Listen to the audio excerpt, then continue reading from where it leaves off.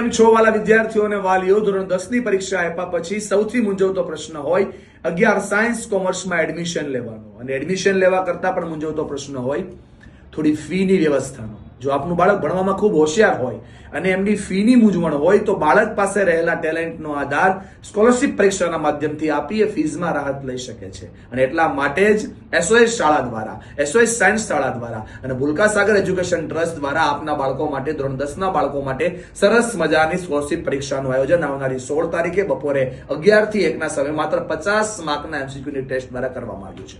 આ વિદ્યાર્થીઓમાં ચોક્કસ પોતાનું નામ નોંધાવજો. 1 થી 50 નંબરના વિદ્યાર્થીઓ માટે સરસ મજાની સ્કોલરશિપ છે.